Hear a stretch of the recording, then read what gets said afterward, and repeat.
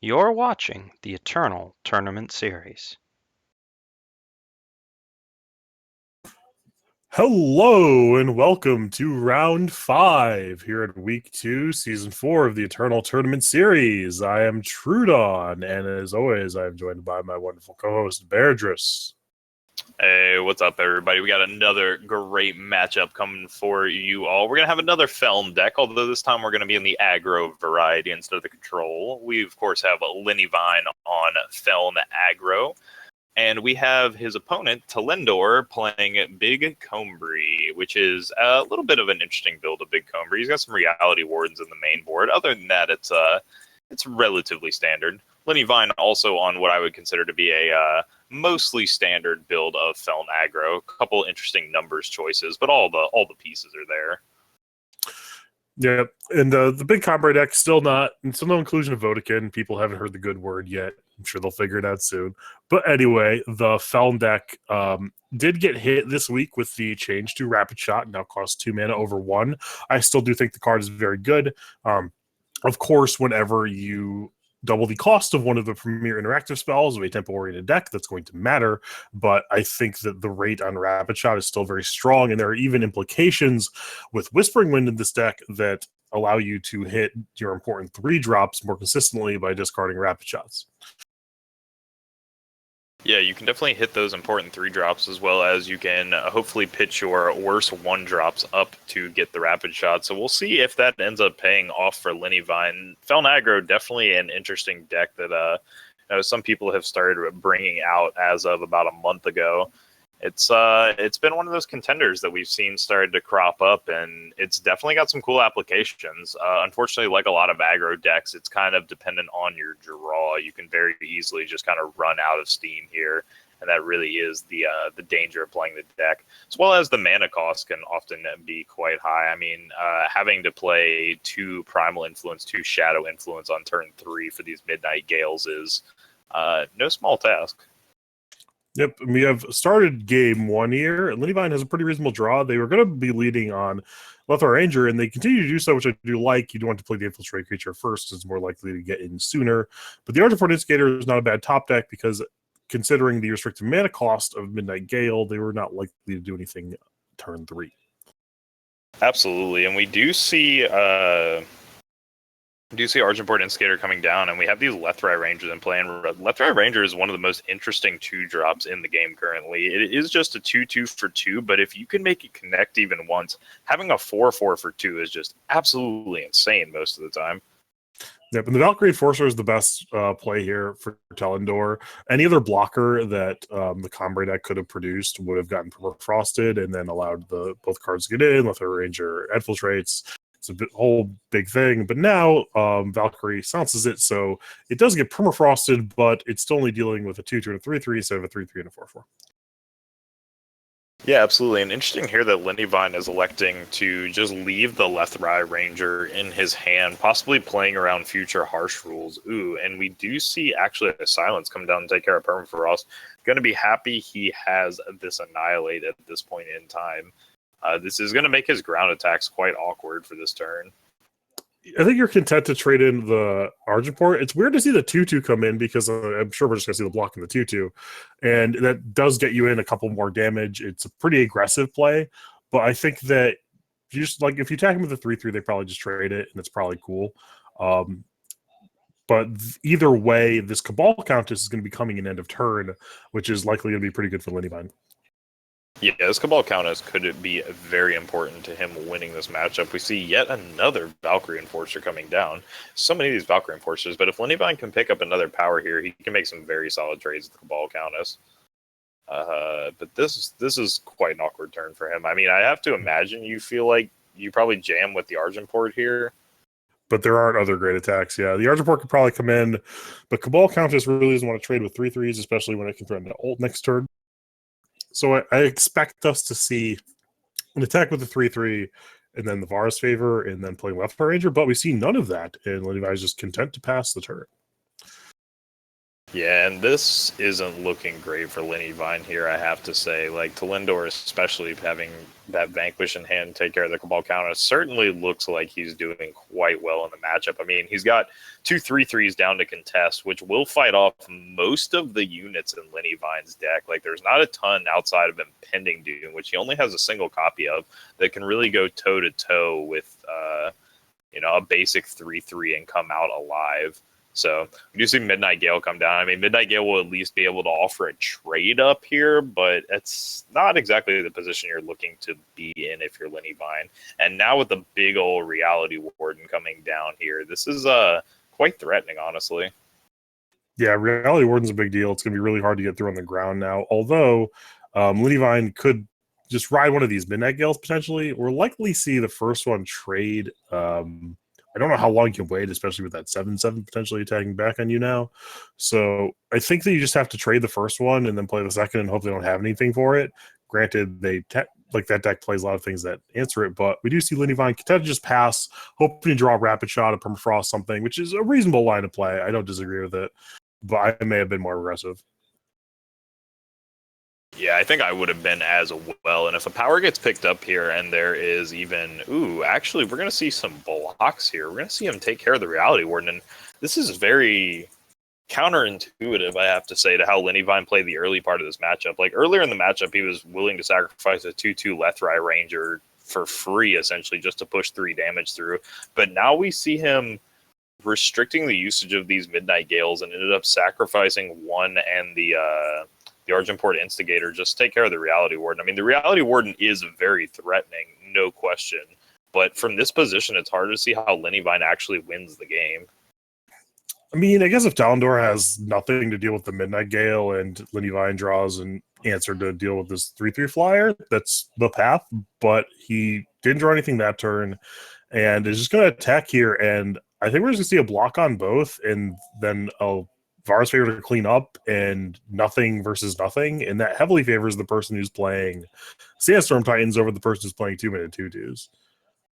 Absolutely, and we see a Protect come out. Telendor with some main board Protects here, able to keep that unit alive. But yeah, very, very interesting there. I mean, Linyvine had the option, unless I'm mistaken, right, to use the Varus favor to take care of it a second Yeah, it looked time. like he accidentally passed because he went back to hover over it and like realized, oh, oops. But in any case, it's he's so far behind it may not matter. It's possible he could win the top deck war, and Whispering Wind is certainly part of that. But Telendor really needs to have nothing, and Desert Marshal is certainly not nothing. Yeah, Desert Marshal going to bring the Whispering Wind down here. That's a very important step for him. Being able to stop Linyvine from, pitching power and starting to threaten him. Probably just going to sack the Whispering Wind, I have to imagine here. I can't think of many good reasons why you want to just trade this one off here. And although like Linyvine was very far behind, not killing this Valkyrie has mattered a bunch. It has done like 6 damage. The Iron Thorn coming down and the top deck of the power means that it's likely just be game anyway. Linyvine is going to see it here, but it's possible that if the clock was a little bit lighter and Linyvine drew a little bit better, the Varus favor may have mattered. Yeah, absolutely. Let's take a look at Linyvine's sideboard, see what he can bring in here that's going to help him out with this matchup. To be honest, I'm looking really hard and I'm not seeing a ton here. I mean, he's got a Permafrost that'll help out a little bit, being able to, restrict some more of the units. Maybe another copy of Rapid Shot. I'm not too sure about that one exactly. Maybe a Cabal Countess. I mean, this is a really hard sell right here. There's just not a lot going on. I like the feeding times and the Rapid Shot. I think are pretty good. The Permafrost is like medium, but anything that allows you to get through the giant creatures you are in the business of having. Cabal Countess is also a threat that can potentially attack through the big creatures, so that's probably good. Things that are coming out probably include like Sabotages or Backlash in some number. There's very few spells that matter in this matchup. Like Stand Together is probably being sideboarded out on the side of Telendor. Protect is a little bit better. It's because of it only costs 1 mana. So those cards are a little bit underwhelming. I don't know if you want 0, but it's sort of really like probably pretty high on the list to cut initially. You're just trying to get underneath the Combray deck. You really can't go particularly long with them. The longer the game goes, the more it favors Combray. So anything that allows you to end the game quicker is something that will help you out here. Yeah, absolutely. I mean, I have to imagine that, like, out of Telendor, we're going to be seeing from his sideboard the Awakened students coming in, the Combray healers coming in, and really after that, you don't need to bring in too much. Your deck's already in a good position, but bringing in Awakened student and Combray healer just really shuts aggro down pretty hard. Yeah, being able to lower the curve of your deck, as we've seen out of multiple big Combray lists thus far, is just a very powerful ability. Gives you edges in the aggro matchups, such as this. Also allows you to switch gears in other mid-range matchups or against control decks. So that sideboard plan has been paying dividends for a lot of big Combray players over not only this weekend, but previous weekends. Other cards that are reasonable are Hero's Cloak, being able to just gain some life and get out of range of potential rapid shots and alpha attacks from the Feln aggro deck is certainly relevant. Well, the question becomes, what are you siding out? I do think that Harsh Rule still stays in. Parliament, I guess, is a bit suspect, but is also a flyer, so that doesn't matter. Stand Together is underwhelming. Protect's probably good enough, so I'll be interested to see how they choose a sideboard here. The question is always, you don't want to take out too much of the top end, because if you do, then you end up in a spot where you can't turn the corner. But I think that the aggro deck is so small and the big Combray deck is so big, you could take out a lot and still be able to turn the corner. Yeah, absolutely. I definitely feel like you can cut a few corners here and there. Probably like a Vanquish or two coming out. Probably a few Mystic Ascendants as well. Like, the game's generally decided by about the 6 power point anyway, so Mystic Ascendant seems a little redundant when essentially every one of your threats is very solid. Don't get the same draw, but we do see game 2 starting up here, and Linyvine with a pretty reasonable hand got a lot of 2-drops and a Dark Return here to make one of them a little bit bigger. Yeah, it's a reasonable draw on the side of Linyvine. We'll see if Telendor is able to produce some low drops to contest it. And we do see Awakened Student, which is certainly pretty good. It will grow large enough to contest not only the Stealth aReNGee, but these Argent-Port Instigators. Yeah, these Argent-Port Instigators are going to, like, he'll probably let it go through this turn, and then after this, the Argent-Port Instigators are just going to be looking very small and feeble. Interesting that he actually chooses to attack here. It looks like he wants to be more aggressive than Linyvine, but still offering the trade, which is what I find a little bit interesting there. Like, if I was Linyvine, I feel like I might have honestly made that trade. I think that you want to protect the Awakened Student because it's about to be a 4/4, so you get it to attack there because you're not blocking. You don't want to trade something that can just eat the 3/3 and waiting one turn just to pay 3 life to do that. And it ends up that Linyvine doesn't even want to attack, so you didn't pay anything for it. So now you just have a 4/4 in the face of a 3/3 and a 2/2, and they're colded already on turn 4. And the Sandstorm Titan coming down just completely brick walls the ground. Yeah, this is becoming very deadly very quickly, and here is our first example. We see Rapid Shot not really nearly as good as it used to be. I mean, that's really the only way I can phrase it and look at it, is like Rapid Shot at 2 cost really made this turn a lot more awkward for Linyvine than he wanted it. Like, he would have been perfectly happy sticking down another Argent-Port Instigator and holding up the Rapid Shot defensively. But in this case, he just doesn't even get the option to. He's got to go one way or the other, and he ends up forcing through an attack. And truthfully, if I was Telendor, I think I might have honestly just let the units hit there. I mean, you would have taken. I guess you have to block the left aReNGee, so you block the 2/1 into the left aReNGee. But outside of that, I mean, your backswing is so much deadlier. Yeah, like we talked about earlier, even though this deck is a lot lower to the ground post sideboard, does have these Awakened Students, you still are trying to get to your top end. So if you are in the spot where you have to choose between like living a bit longer or trying to be aggressive, generally you want to be more conservative. And we do see there that Telendor elects to not attack, even though the attacks really weren't profitable. So Sandstorm Titan really doesn't like 2 3/3s. And Linyvine apparently content to trade this Whispering Wind in order to cycle a card in his hand to get rid of that Dark Return. Yeah, he's going to take some damage here, though. I mean, he takes 2 damage, and that's not completely irrelevant here in a matchup where I mean, Telendor looking like he can power him over at any point, and Xenon Obelisk coming down. I mean, this is just absolutely crushing. This should allow Telendor to basically just full swing into his opponent. I'm very curious as to how defensively he's playing this matchup. Like, in my opinion, you can go full aggressive here. Like, your opponent has 4 power, and you have 27 health. And if they want to make any trades to play defensively, they're going to take a ton of damage to do it. Yeah, I agree. This is a little bit too timid, even though I was saying you want to be more conservative in this matchup. You're so far out at this point, there's just very little risk associated with an alpha attack. Even if they do have this cobalt counters, which they do, like they can attack back for 7 and then they die to your crackback. Like, Linyvine can't even attack here.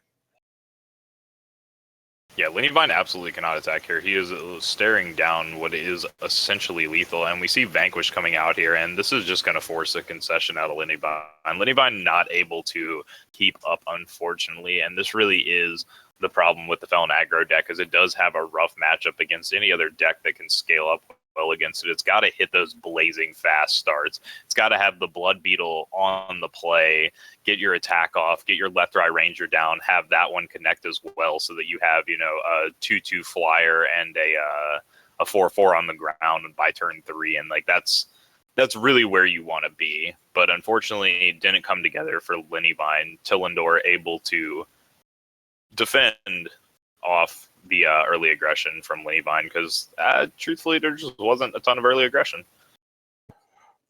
Yep, and it's really hard to get underneath the big Combre deck.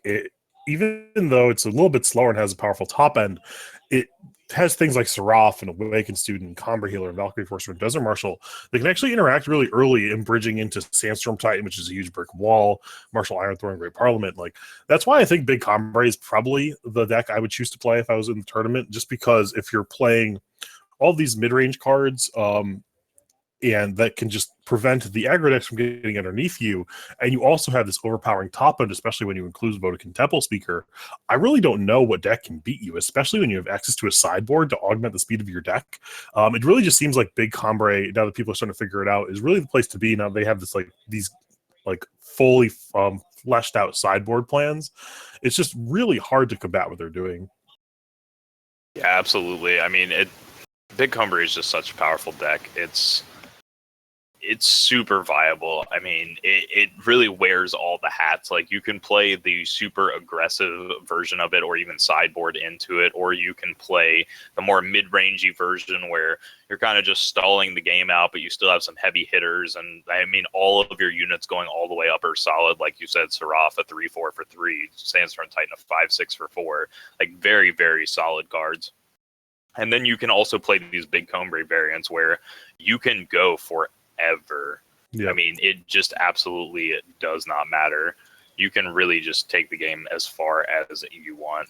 And I mean, it really is just the power of Big Combre. We do have another matchup for you all, though. We got Ilya K versus Muggs in game 3, I believe. So 1 apiece for the players, and Ilya K, having just made an attack there, getting a trade off Desert Marshal for the Valkyrie Enforcer, and a huge Deep Forge play coming out here. Going to turn the tides a little bit here, although Vanquish hanging out in Ilya K's hand will pick this unit up. Yeah, Ilya K had a comfortable life total, taking 8 there, but being relatively okay with it. It does have the answer to deal with this on his turn. Also able to leave up Desert Marshal. We'll see if he gets aggressive enough and wants to attack with the Seraph. But Ilya K looks like he's in pretty good shape for this game. And it's going to be pretty hard for Muggs' deck to come back, especially because a lot of whatever Warcry they may have accumulated did appear to be on that Deep Forge plate. Yeah, absolutely. And we're going to see... Yeah, okay, so the Vanquish does connect, so no power up for Muggs, unfortunately. So even if he had a Protect, wasn't going to be doing anything there. Board currently favoring Ilya K, and he does have a Reinarch in hand. We see Navani coming down. Unfortunately, that's just going to eat this Desert Marshal silence in the meantime. And, man, this Obelisk is just doing work for Ilya K right now, turning these units into real threats.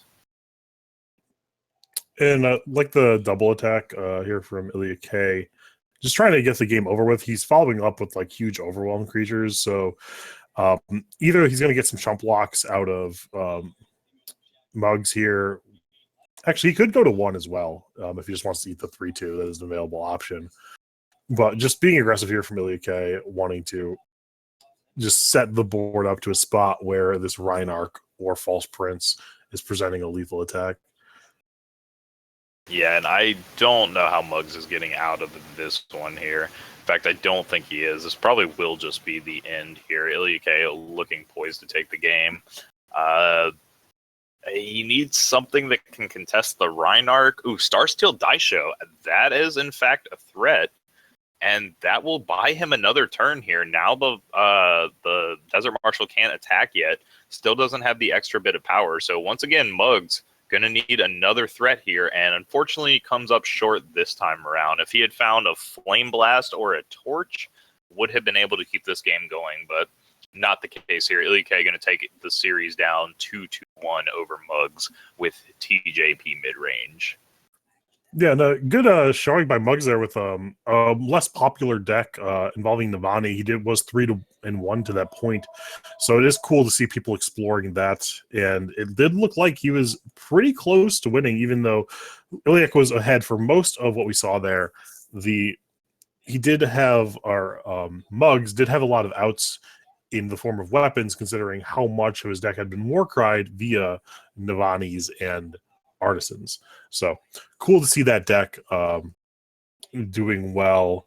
But we would like to take this opportunity to talk about our website, aReNGeeternal.com. If you are interested in any content for the game Eternal, we do have articles there presented every day from a lot of very talented contributors, people like Locopojo, Neon, Lights Out Ace, Andrew Kenner. There are draft primers there if you're interested in limited. We have constructed breakdowns, tournament breakdowns, just a whole lot of resources there if you're interested in being more in tune with the Eternal scene. So definitely check out aReNGeeternal.com whenever you have the chance. Yeah, absolutely. And that is going to be all for round 5, folks. We are going to take a very short break while round 5 comes to a close. I think we only have 1 or 2 outstanding matches, so we're going to be waiting for the results and getting your next match set up for the final round of Swiss. So stay tuned, everybody. Do not go anywhere. We will be back in a few moments.